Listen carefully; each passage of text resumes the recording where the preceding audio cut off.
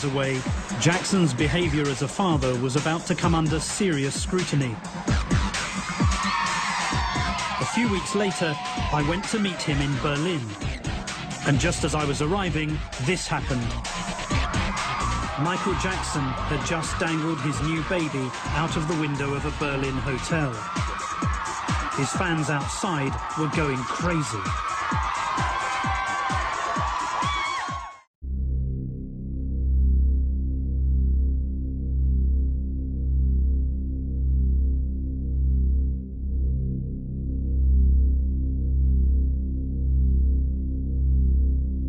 Only hours earlier, Michael, encouraged by his fans outside his hotel, had taken the decision to dangle a baby, possibly his own, out of his third-floor window.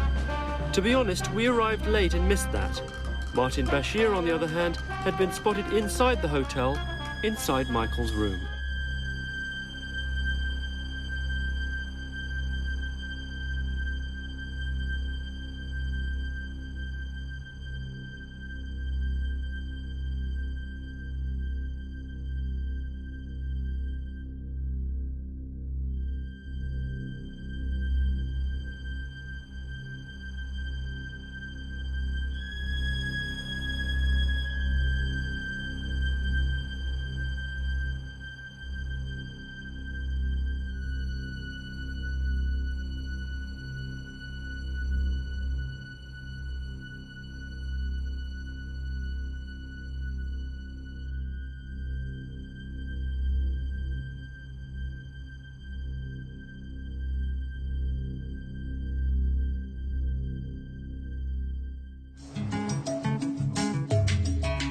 As we prepared for the interview, the atmosphere was unusually tense.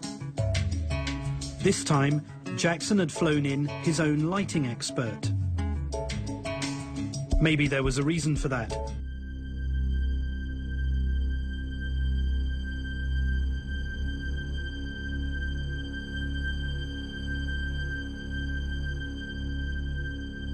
Had a look at some pictures of you during that period. And you did have a lot of spots. Yeah. One of the things that you've clearly used to overcome this is changing your appearance. You've kind of, you know, you've physically changed, haven't you? The photographs of you, if I look at them. No, it's called adolescence. It's called growing and changing. Are you, Michael, are you honestly saying that you've only ever had one operation? 2. You've had 2? As I can remember. Yeah, just 2. But if I look at some of the photographs of you in your adolescence... Yeah, I changed. People change.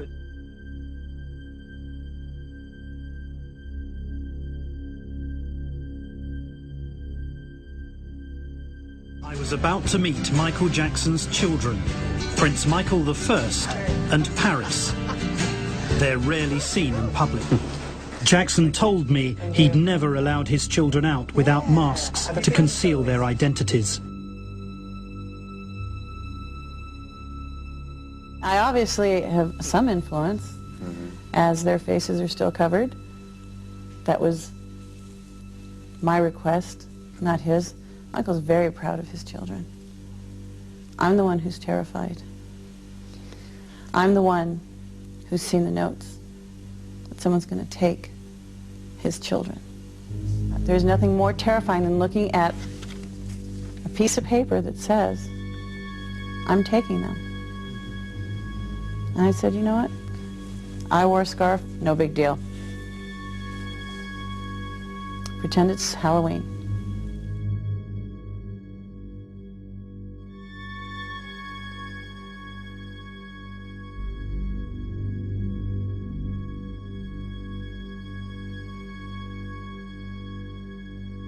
Deserved all the joys of life. And so it was that we came back to our meeting at Neverland with 12-year-old Gavin.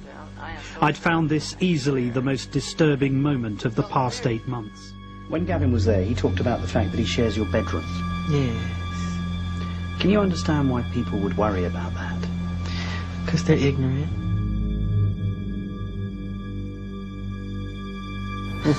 This is a guy trying to help heal a child. I'm sleeping in a sleeping bag on the floor. I gave him the bed because he has a brother named Star. So him and Star took the bed. and I'm on the floor in the sleeping bag. Did you ever sleep in the bed with them? No. When Macaulay Culkin were little, Kieran Culkin would sleep on this side, Macaulay Culkin's on this side, his sister's in there. We're all just jamming the bed. Is that right, Michael? It's very right. It's very loving. That's what the world needs now. More love, more. The world needs a man who's 44 sleeping in a bed with it, children. No, you're making it all wrong.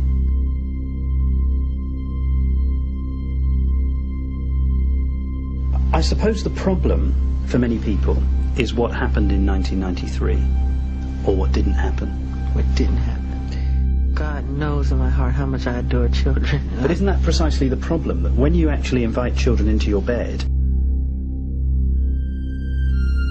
you never know what's going to happen? But when you say bed, you're thinking sexual. They make that sexual. It's not sexual. But we're going to sleep. I tuck them in. I put a little music on, and do a little story time. I read a book. It's very sweet. Put the fireplace on. Give them hot milk. We have little cookies. It's very charming.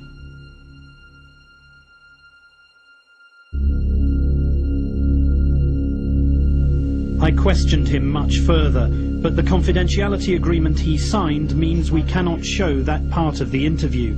My questions had upset him deeply.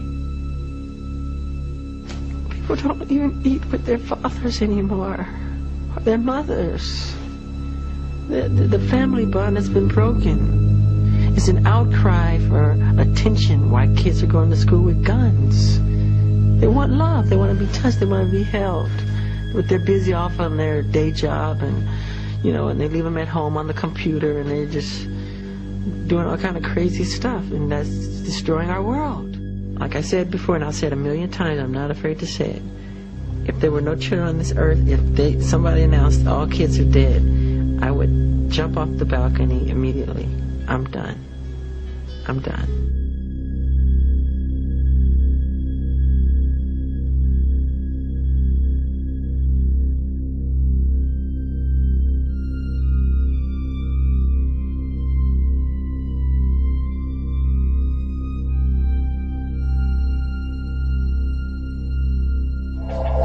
Adjusting the lens is Jackson's own documentary cameraman. Well, I just wanted to clarify that it was not a secret video. Mr. Bashir saw me, hooking up the camera, and everybody saw the camera out there.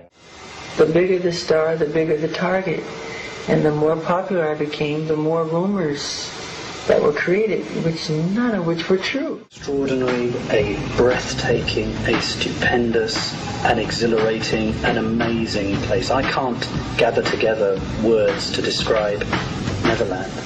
What inspired you to make a home like this? What inspired me? It was so easy because it was me being myself, creating things that I love. And what I love, kids happen to love, or the child that lives inside the adult happens to love.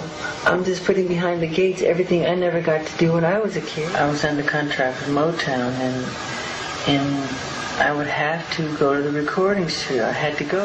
And right across the street from the recording studio was a ballpark. And I could hear the kids, the roar of the crowd, and playing and catching ball and having fun and playing tennis.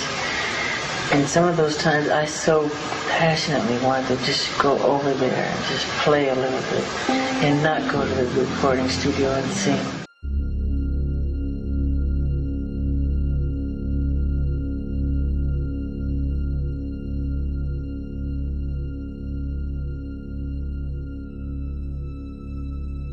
People say, why is he always with children? Well, I was raised in a world with adults.